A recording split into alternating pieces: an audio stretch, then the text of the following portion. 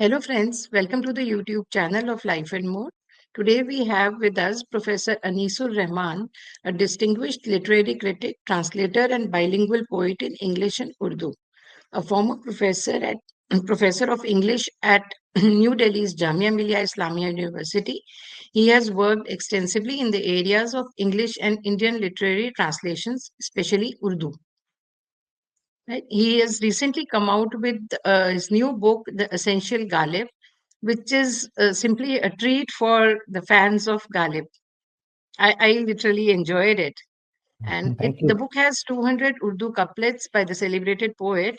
And Professor Rahman has not just done the translation to English, but he has also given a detailed commentary about each couplet.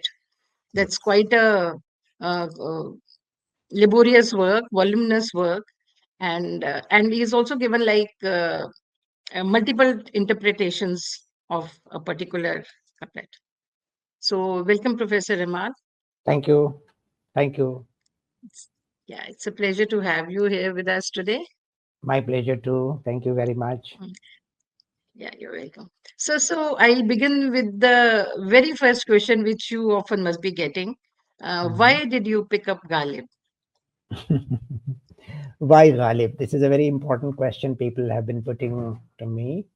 And this is Yeah. not a new question, it has been coming for ages.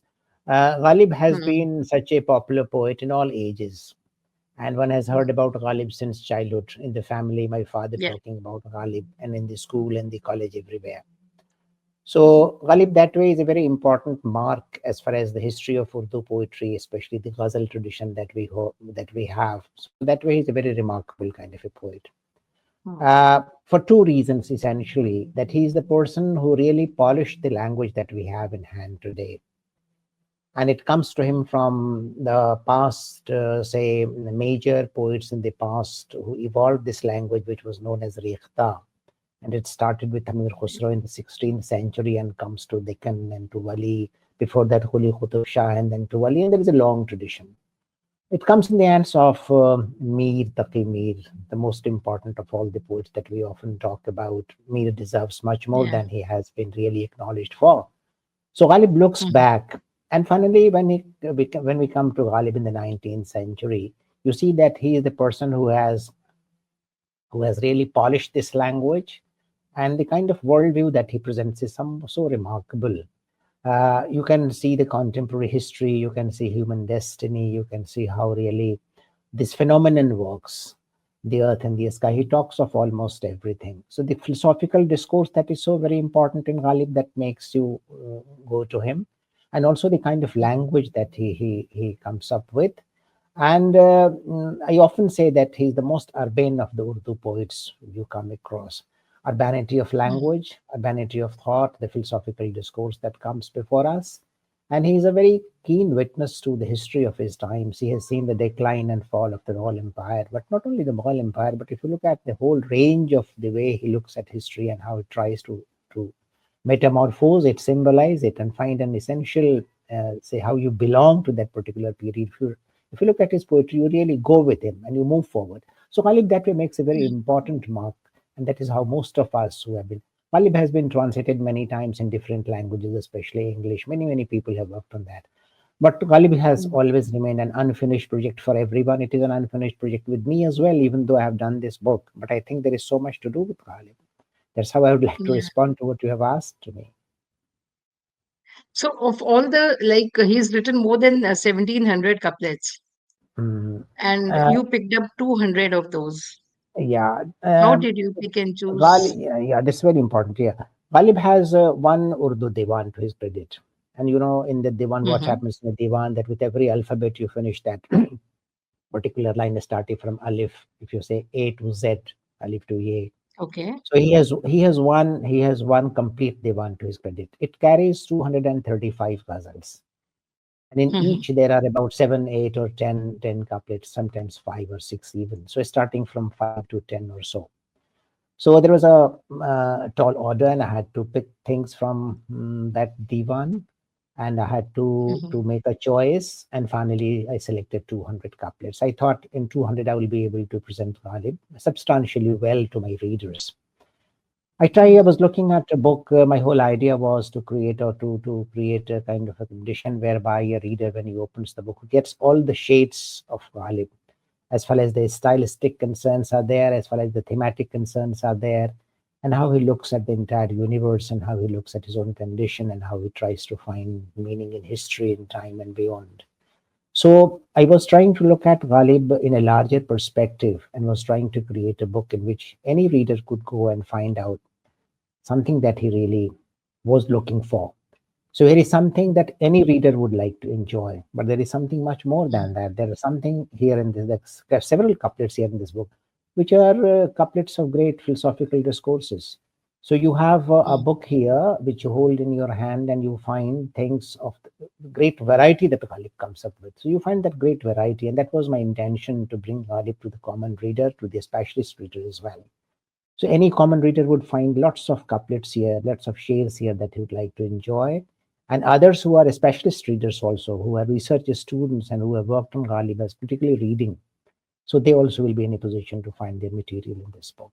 So the Yeah, choice yeah, was like very competitive choice uh, that I tried to make. uh, Yeah. so it should have something for everyone. Anybody who Everyone picks is, up the, he should yes, be having something for him. Like that yeah. book is That written for was me. that was my intention. That was my intention really. Yeah, yeah. And how challenging was it? It was. I had And how to much yes, time did you take, like, yes, to it was complete? really Like, challenging. Yes, it was really mm, challenging. What happened that once the first thing was to make a choice, and that was a big challenge. How to make a choice out of mm, 235 ghazals and thousands of verses are there.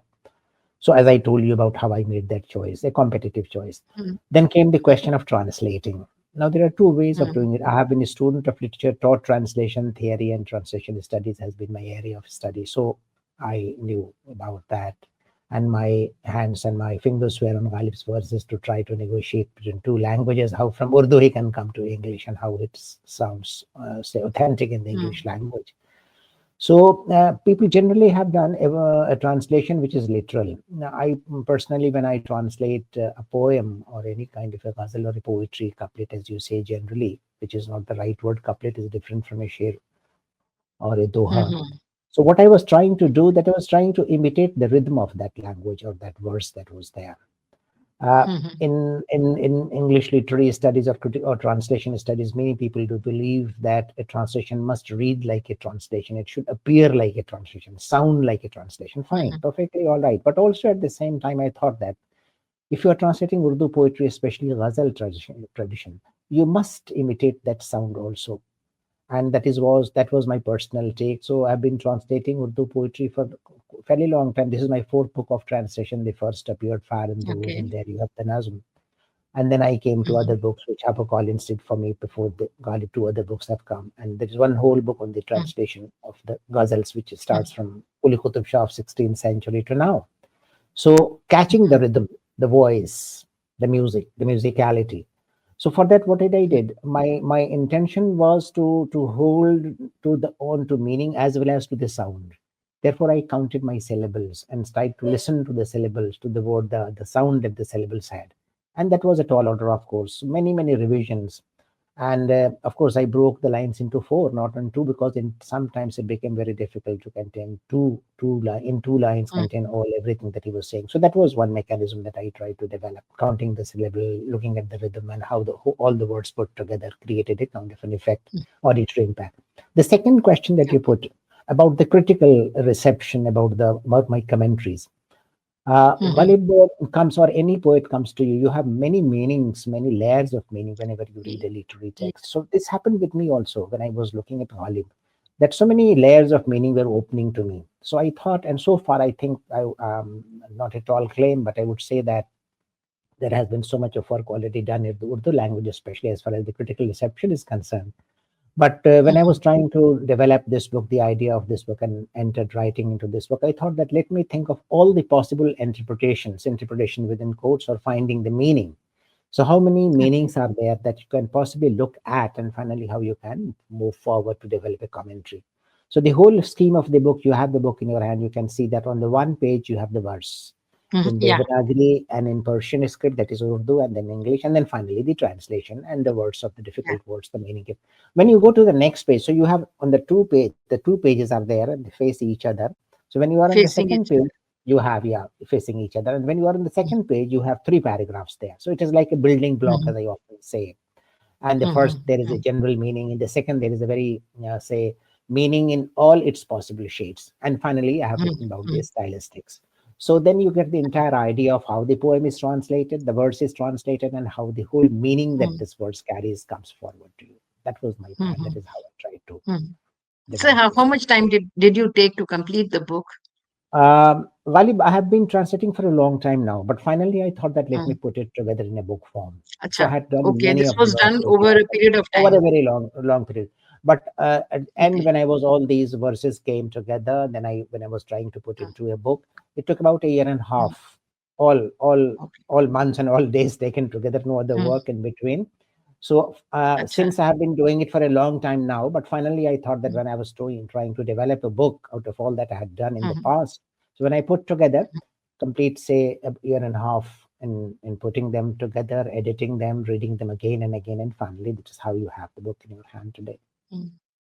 So, like when you talk about the musicality of the Mhm. share that you've tried to stick to, does Yes. it also mean like Ghalib's ghazals have been like mainly promoted in a big way by the ghazal singer Jagjit Singh, Yeah. Yeah. and he's done that is how even I connected with Ghalib through his ghazals.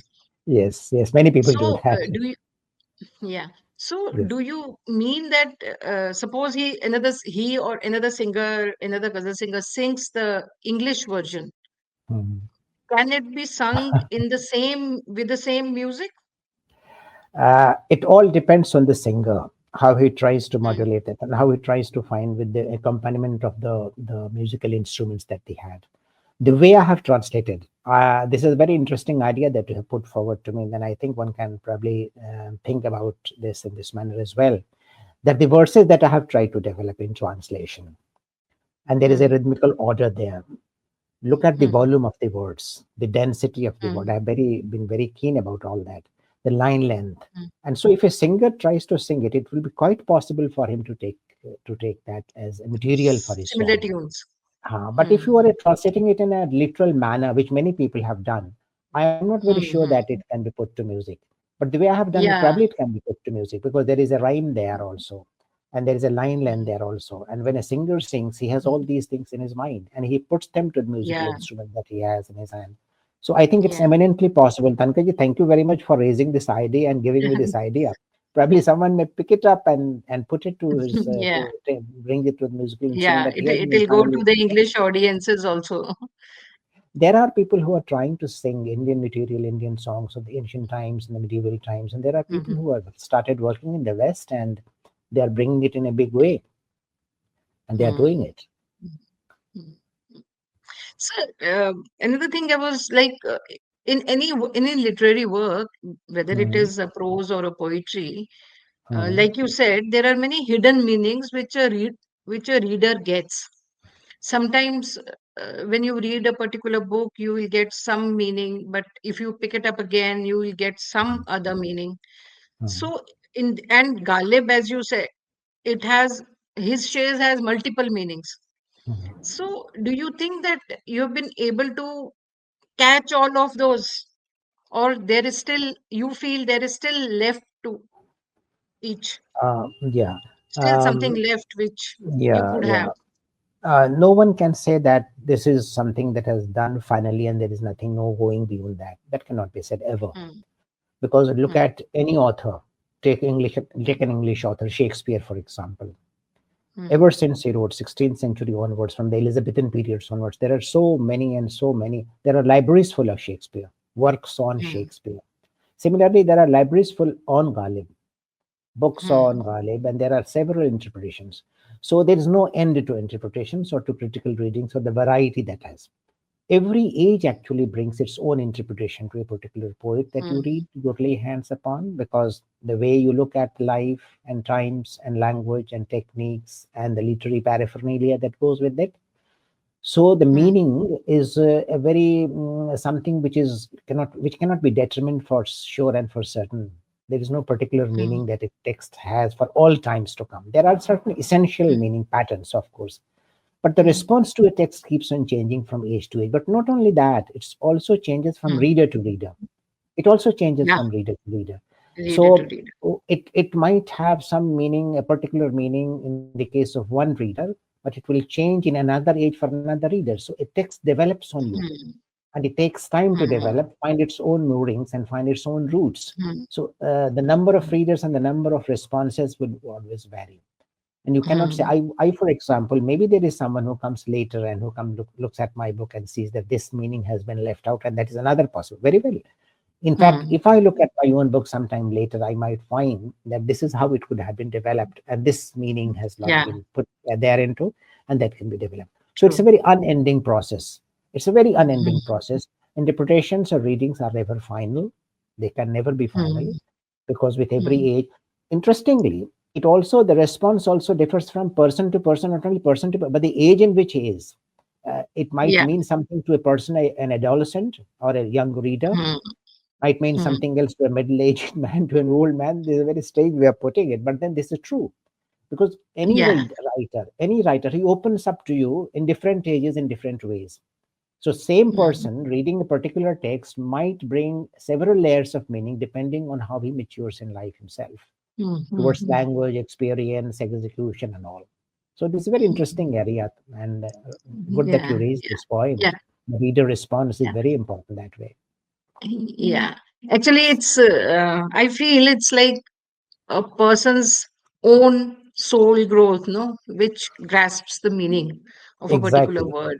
Yeah, yeah. We are all, whether we are same age or different ages or different times born, but each soul is at a different level of evolution. So, उसके Yeah, हिसाब yeah, से the meanings exactly. are Because gathered. yeah, meanings, and there are many schools of criticism as a student of literature. What we have been doing in the classroom, that there are many ways of looking at a text. Historically, look at it. You can linguistically, you can look at it. You can look at it in terms of Mm, the cultural icons. You can look at it in the terms of the figures of his speech and the metaphors and the alliteration and the symbols and the myths, etc. So there are too many ways of looking at a text. Psychologically, you yeah, can read. Historically, you can read. Culturally, you can read, mm, and philosophically you can read, politically you can read. So there are so many ways, and it keeps on developing. yeah, So the writer yeah. grows in you, and you grow with that Mm. writer. So, so this particular book, or even your other translations, Yeah, you've done a lot. yeah. Is this your attempt to bring Ghalib, because there may be still so very many people who are unfamiliar with Ghalib. So, is this your way to? Is this your attempt to bring Ghalib to close to all those uh, people who don't know him? mm, Now, this question I'll take up in a little different manner. Tankaji, my Mm, whole idea is to to develop a stockhouse of Indian literary text and English translation.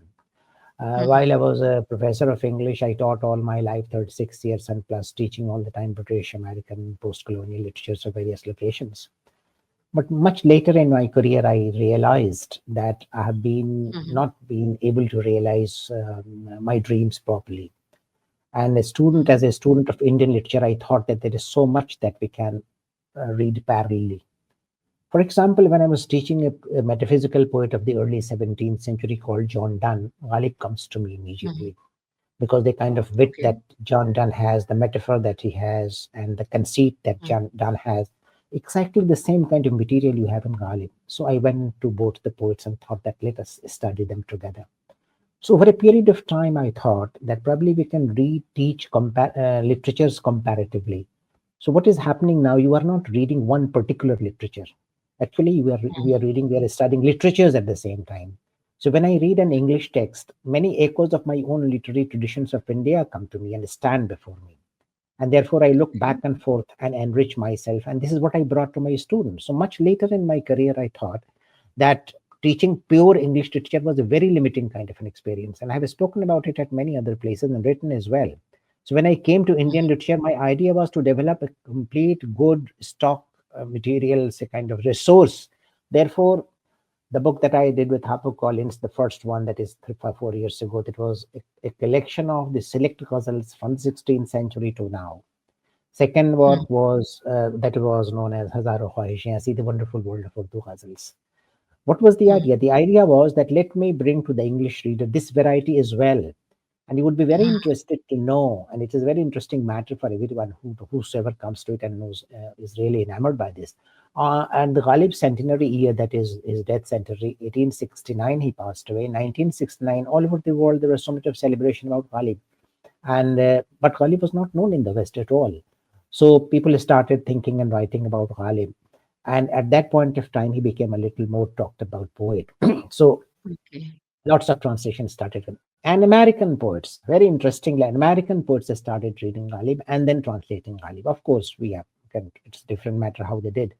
So a stock kind of a resource I was trying to develop. So in the second book, Mm, that was Hazar Rang Shairi, which is a collection of nazms. Nazm is a different thing. mm, So all you have the mhm, 16th century onwards, all the kinds of variety of nazm that you have, Marsiya and Qata and Rubai and normal nazm that you have, Waso, Shahriya, Shov and all. Now, after doing this, I was in a position to provide to the English reader the stock that the Urdu poetry in English can be presented before. So my idea mm, was to create a stock, to reservoir, a kind of a resource for any English reader. Comparative, you are reading literature today, you probably these books will be. Then I thought that after finishing this work, having done these two books, I thought that let me now pick up mm, Ghalib. And after that, I'm working on okay. another poet. So my whole idea is to create a resource. That Mm, resource is very important for us in India, because I have always been speaking about this.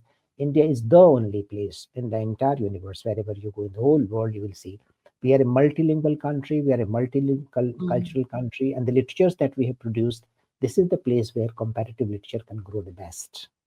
And this is here mm, that the theory of comparative literature can grow the best.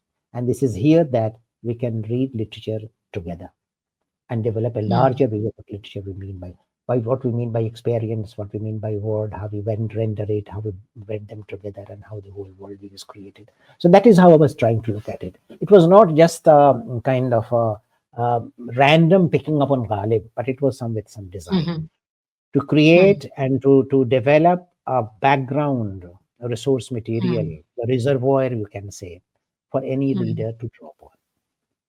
I hope Also to somehow. make India's presence felt in the Of Western course, world that of course. we are there. Yeah, surely, because earlier, if you see, go 30, 40 years ago, if you look at the Mm, syllabus of the American and European and British universities, you will see that only a few mm, Indian texts were prescribed there. Tagore was being taught, okay. Premchand was being taught, but a few only. And some of the religious Mhm, texts, which are not religious texts, mm, actually, they are cultural texts as well, like, for example, mhm, Mahabharata.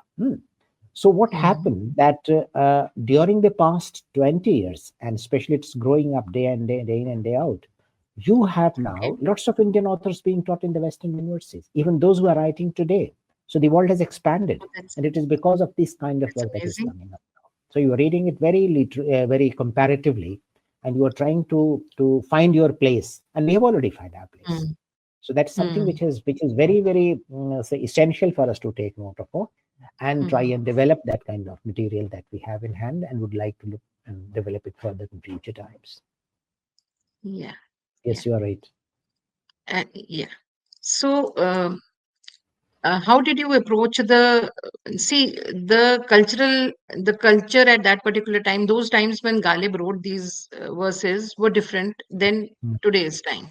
So, mm, how mm, did you try to keep those cultural context apt, relevant, and like keep it, mm, make it, bring it today to today's time, and also keep that a sense with that mm, mm, mm. with the words. Uh, Pankaj, there is a pattern in history, pattern of Hmm, pain and pleasure. There is a pattern of pain hmm, and pleasure, broadly speaking. Every age has that, and every age imparts that to the readers and those who live that age. So hmm, Ghalib was living in very difficult times in the sense that he had witnessed the decline and the fall of the Mughal Empire. So hmm, Mughal Empire is one kind of a material that he had in hand. And if you look at his hmm, letters, And if you look at his diary called Dastambo and the letters that he wrote to his very intimate friends, he talks about how history was taking a very sharp turn and how things were going from bad to worse, how Delhi was suffering, how people and the predicament, everything was under kind of a transformation. This happens in every age. British, the downfall of the Mughal Empire was one thing, but in every age there is something that is happening in different forms.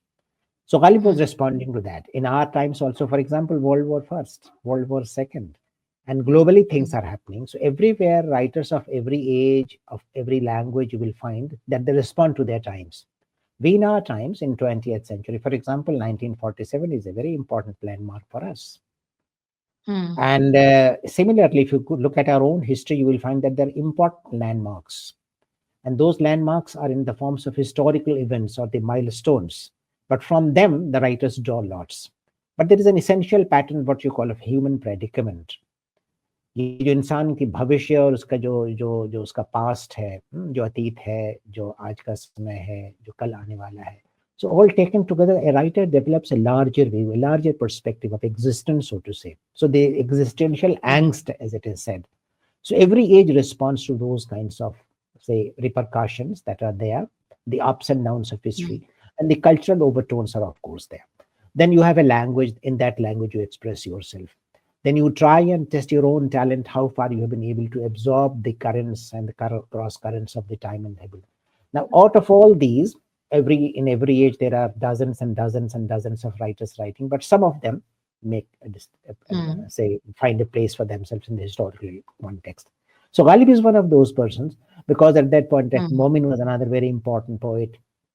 Zauq was another important poet who was the tutor of Bahadur Shah Zafar. Zafar himself was another very important poet. And a younger contemporary of Ghalib was Daq.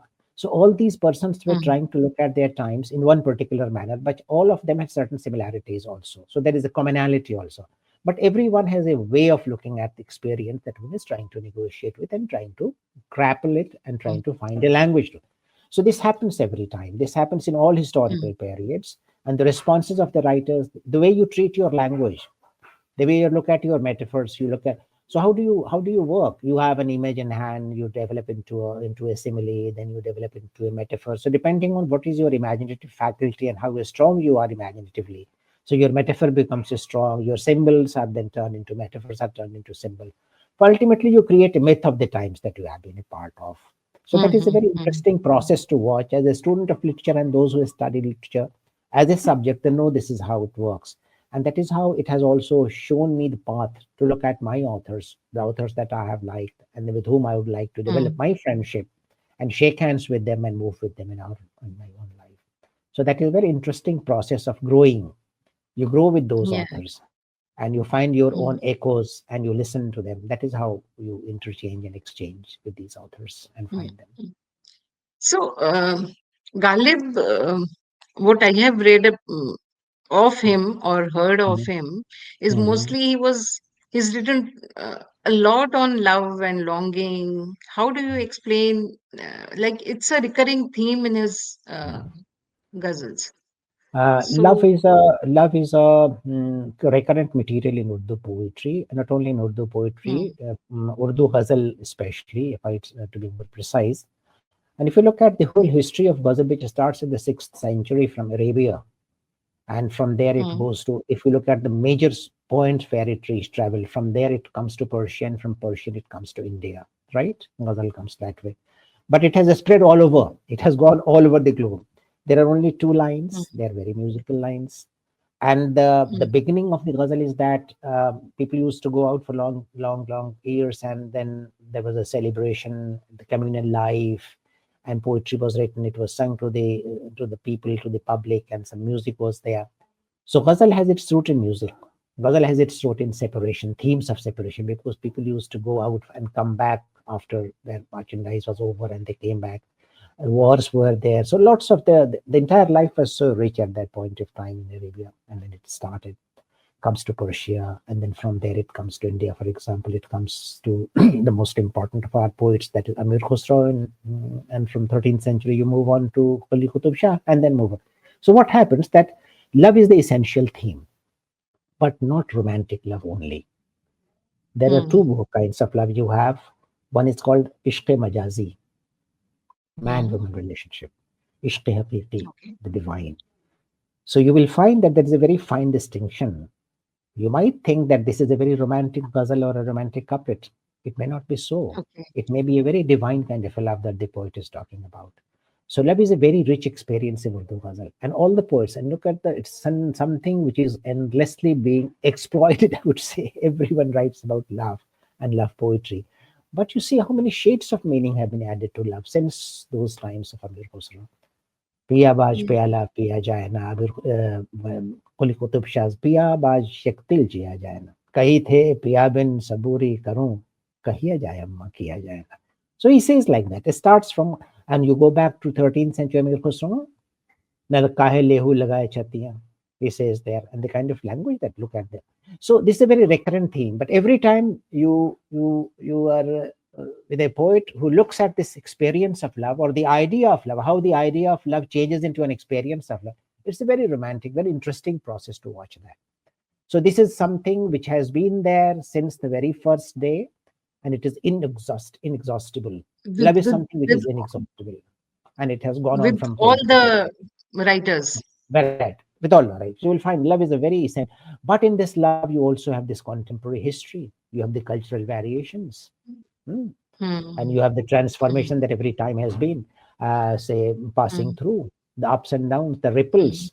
But love is the undercurrent. It's there. It's very important. And the love of two kinds, as I said, love for the divine, for the God, and also love Hmm. for the woman.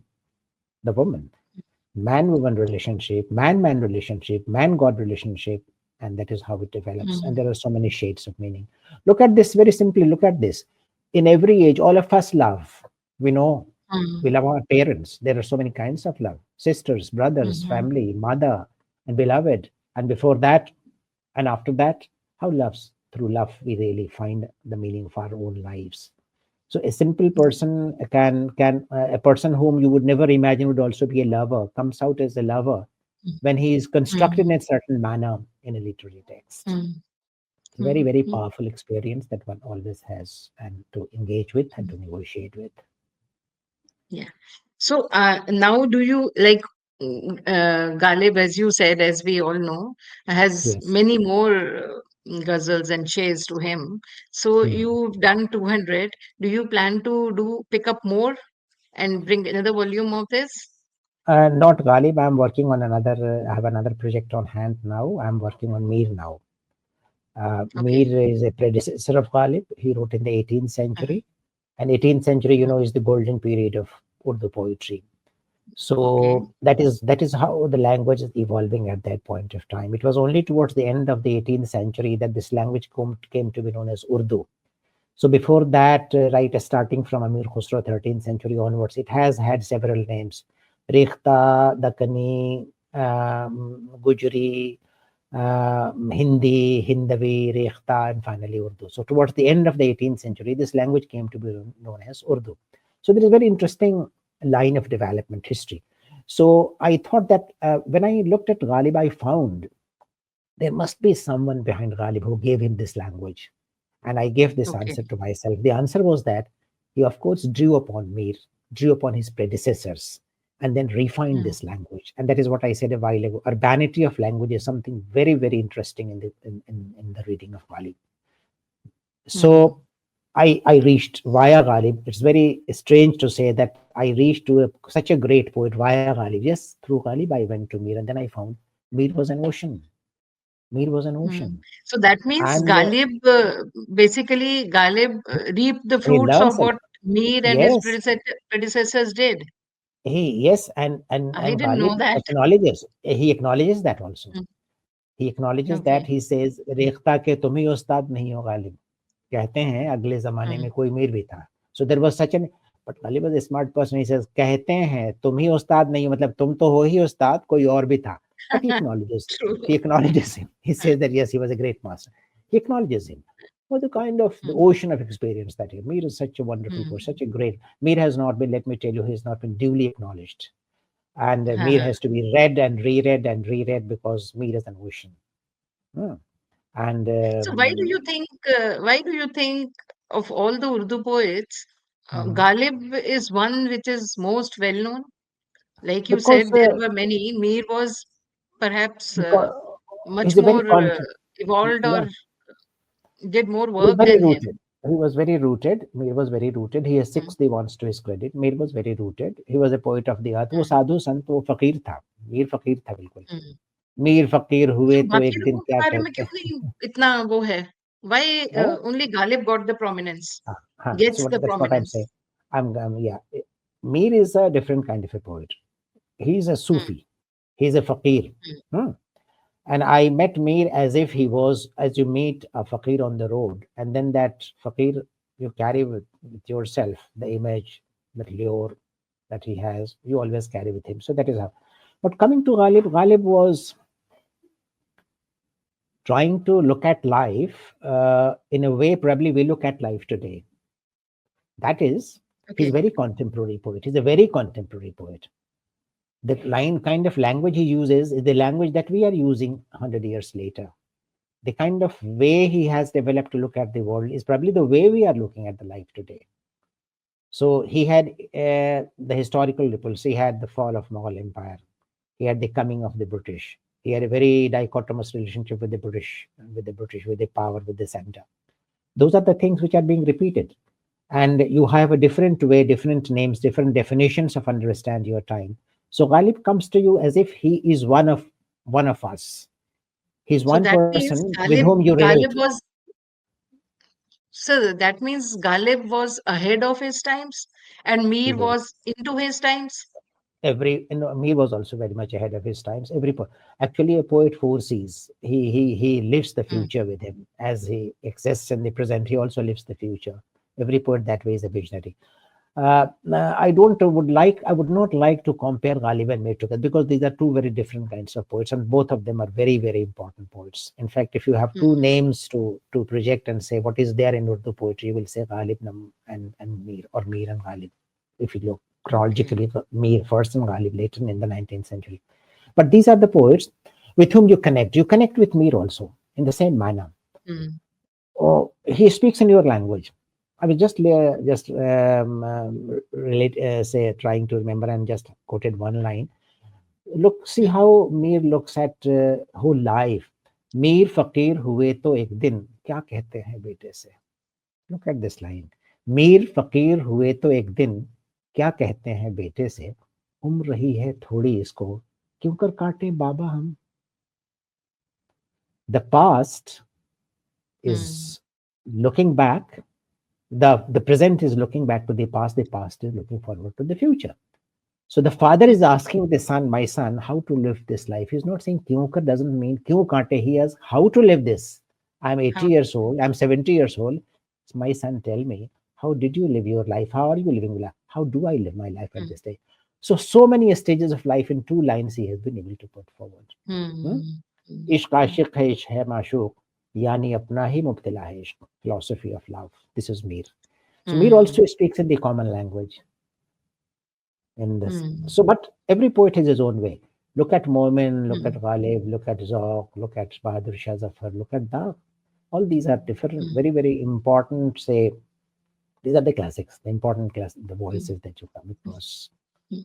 in the So you entire just now history. said that Urdu came to be known as Urdu maybe around Ghalib time. Before it was called Rekhta Hindvi. Would you like to tell us more about it? That's quite interesting. I honestly didn't know about it. Uh, And there's this Jashne Rekhta which happens. I used to wonder why they yes, have kept this name. Now now I know that that's the name. yes. Why You they see, kept that name. for this you have to go back to Amir Khusro. And Amir Khusro has a very Mm, iconic ghazal. Zihal mm, miski makun tagaful, durai naina banaye batiyan. This is one line. तो ज़ेहाल मिस्की मकुन तगाफुल is Persian. दुराए Naina mm, बनाए बतिया मुझसे आंखें छुपा रहे हो और बातें बनाते हो. So on the one in the same yeah. line he has two languages. He's trying to mix them up. Then later in the whole all the 7 8 verses that you have, he's trying to experiment with that. So the name comes there that Rekhta is a language in which you mix things, linguistic varieties you अच्छा, mix. तो ये अच्छा नहीं समझा जाता था. Why are you mixing up?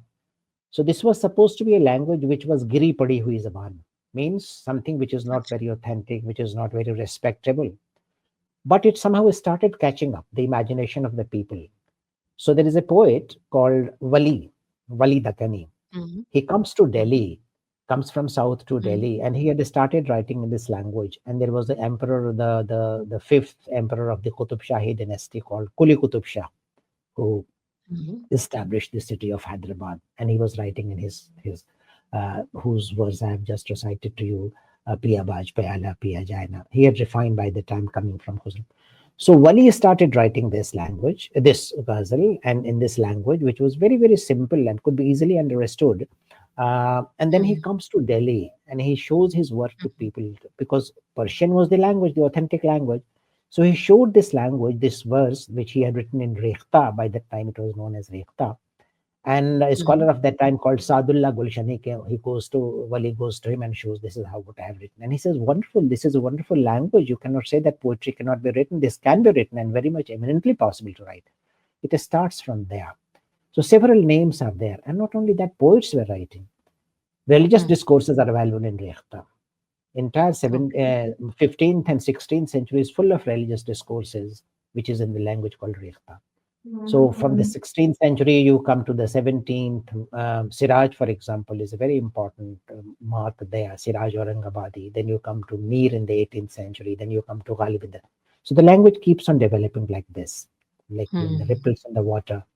And then it is finally refined. It becomes very shiny, very urban. It just engrosses you. Comes to Ghalib, the Mhm. language that he develops, very Persianized, and at the same time also something. So in Ghalib, you have something very Persianized as well as something very, very simple as well.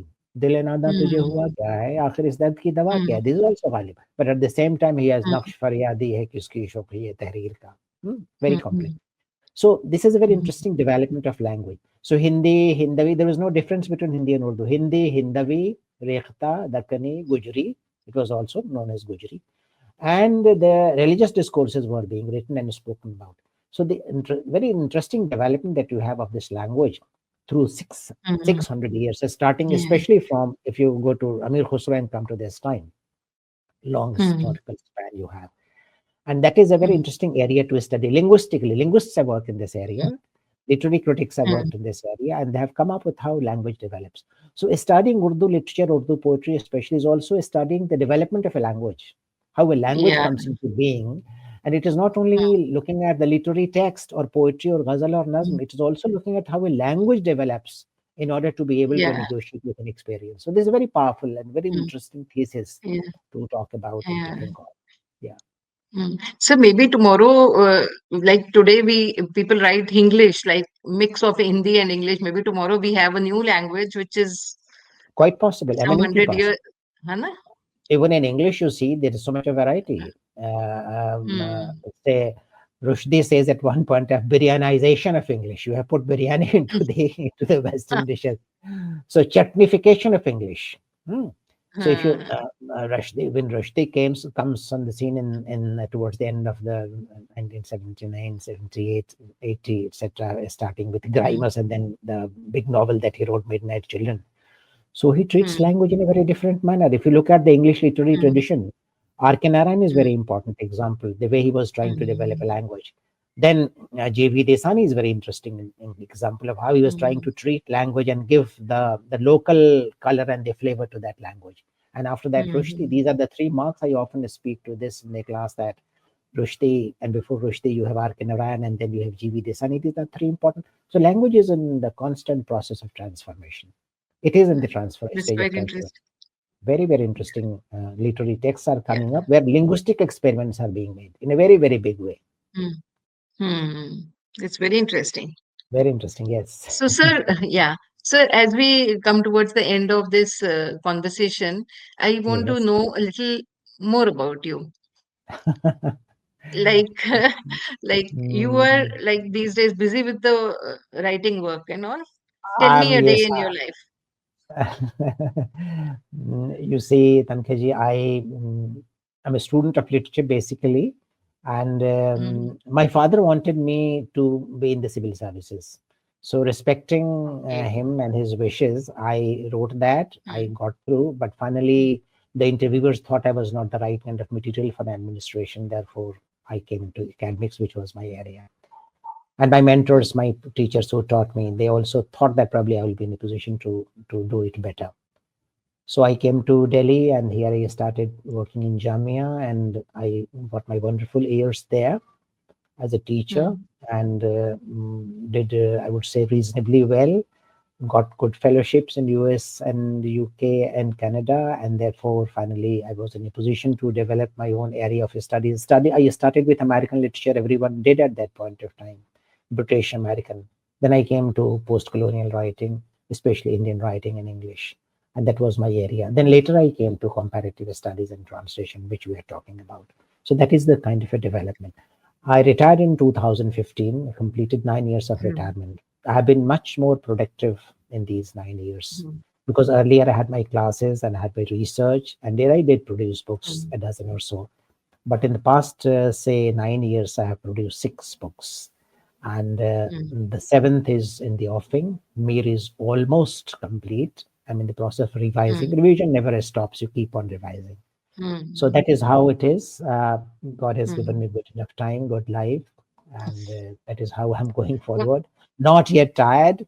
We'll keep on working. uh, I have Yeah, projects yeah, in that should I be have, the spirit at all times. Yeah, I that have should be the projects in spirit. mind. Yes, I have projects in mind. Uh, I'll try and do that also. so after Mir, you have something in your mind for after Mir Uh, also, once you are yes, done with yes, that? yeah. I have some Okay. plans. I have some plans after that. Okay. Do you follow any schedule of writing? Do Um, you have any fixed place for writing? Many I people have have a that. yes, I have, where I'm sitting right now is my work table, and I Mm, start my day at about 11 o'clock, and okay. it goes on endlessly that way. And Mm, about 7, 8 hours, not less than that, maybe mm, more, 9 hours, 10 hours mm. sometimes. When you are Do revising you in ever about face 10, writer's block? no, I don't. No, I, never. I just yeah. Okay. So most Okay. important is So, that you maintain your good health so that you can work. As long as you are in a position, your senses are yeah, there so that you can go ahead. So I'm true. pretty happy with my life, very pretty, say quite Mm, happy with my life. And I think I'll be in a position to mm, do as much as God gives me the time. So I mm. said this So, in one interview, that God gives me as much as the time that God gives me. And the interviewer got a little angry, saying, "Why are you saying this? That God gives? God will give you more mm, time." So pray that I get good time, good health, so that I can yeah. continue with my journey.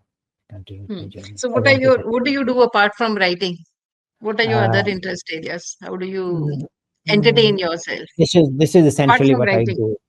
This is essentially what I Apart do. from writing, sir, there must be Uh, something more. there is something. So when you are not doing this, chatting with Mm. my daughter and son who are not with us, they are working, they live somewhere else. Okay. So talking to them, Okay. talking to my grandson, he has to talk to me Mm, every day. He says, "दादा आपसे बात करनी है, कब free होंगे?" हमने कहा, "सब हर वक्त mm, फ्री होते हैं तुम्हारे लिए." mm, Talking to my mm, wife, a little time for news watching, and some of the, I go to qawwalis and ghazals and some musical programs that I okay. watch on the TV. So these are the things which keep me happy. Not a very social person that way. I don't go out very often. Malls I don't like. I get lost in the malls when my kids are around. I go with them because they take me from one place to another. Malls are so big these days, Tankajita, one is really, Yeah. I am likely to be lost there. So they can take me there. So I'm not a mall person at all, not very social, but I love meeting people, a small number Mm, of people, a small group of people. mm, But if you lock me up in a room, I'll be very happy there. If you take me out for a walk, I will be very happy there. I can adjust. There is no mm, issue. I can go even to the mall and have a cup of coffee. But if someone mm. is around who can take me around, so I enjoy life that way. Broadly speaking, Yeah. all possible ways of doing Mm, it. mm. Okay. So if there's one advice that you would like to give to an upcoming, say, translator, Mm. maybe not of Urdu to English or English to Any Urdu, any translator. Huh? any translator, any language translator, Mhm. what would be one advice that you would Develop like to to give? develop sensitivity to language and to listen to the word. Mm, That is very mm, important. To weigh the value of the word in terms of meaning, to weigh the density and the volume of that word, how that word joins with another word, what kind of a rhythm, if at all, is there, or if loss is there. So how do you construct your language is very important that I personally engage with, and I have told my mm, translators, the students, others also, that engaging with mm, language is very important for us. We have to engage with language and draw and develop that language first. So that is one mm, thing which is very important. When you do that, then you know the form of that text also. What is mm, the form of the text? There are many forms of the. There is a visual text. There is an auditory text. There is a meaning text. There is a variety mm, that you have all kinds of text. A structure of that. So this is mm, how one probably can fare forward, trying to engage with the language and the mm, form and the text. mm, mm. Means, uh, uh, as a common man, I understand, means understand the language deeply before attempting any translation. Exactly. To listen to that language, to talk to that Mm, language, to be able to converse mm, in that language, converse with the author. mm, Because translation mm, is not just taking a text and doing it in another language. Actually, the very original mm, text is also a translation. This is something which I mm, wrote about in my book, In Translation, which was published about 6 years ago. In translation, my mhm, thesis is that mm. the original work which you write in Hindi, English, Urdu, whatever, that also is a translation of something that is there. So it has Ah, accumulated here in your head, your history, mm, culture, philosophy, mm, everything. mm, And that is a translation, you translate. In India, what do? We speak two languages simultaneously. हम उर्दू भी बोल रहे हैं साथ साथ आपसे इसी interview में हमने mm, आपसे उर्दू में भी बात की, हिंदी mm, में भी बात की. So we are mm, translators essentially because we are essentially and we are very lucky people here. You see, we know mm, all of us know two languages, many of us know mm, three, and some of us know even four.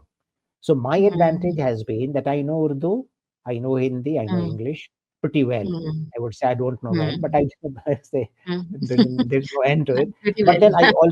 I also know Persian. I can't say I am a Mm, Persian scholar, but I had the privilege of reading it in the school. mm, And then I developed it later when I passed out and mm, when I did my mm, MA. So I had a teacher to teach me Persian once again after the school days 10 years, 15 years ago. So I was very mm, lucky that then I had also the privilege of reading Arabic because I can read Quran in the Arabic language. So that way you grow mm, different in different languages and you listen to those languages every time. So Arabic has a different mm, kind of a tone and intonation. Persian has a different and Persian. So this is the route from Arabic to Persian to Urdu to Hindi. That is how and Urdu mm, Hindi together. So that is how I have grown. And that is how I know the value of language. And that is what I tell my mm, colleagues and my friends and the translators that mm, listen to the language, weigh and mm, balance it. Volume देखिए कि mm, कितना है उस board का, कितना wait है उसका, mm, सोने की तरह तौलिए उसको, हीरे की तरह देखिए कि कितना mm, वॉल्यूम है उसके अंदर, कितनी कीमत हो सकती है उसकी mm, बाजार में. That is how you do mm. it. Okay, okay. So thank you so much, sir, for I spending hope time I with have us. I hope I have been able to answer your I, question to some to some yes, extent. When I say, no, to a great extent. And it was, thank you very much. I got to know many new things from you, which I didn't know. And I'm I'm so thankful happy. to you for that. I'm so happy Yeah, to know that. I'm so happy. It's yeah. very fulfilling. And thank you It was a so much. pleasure. It was pleasure talking to you, Yeah. Pankaj. Yeah, It was a pleasure talking to you, having you here, and I wish yeah. you all the best for all your Thank, future. Maybe with Mir, thank, we'll come back again. We can talk sure. again about Mir. Zarur, Thank zarur, you so surely. much. Sure. Thank you so much. Thank you.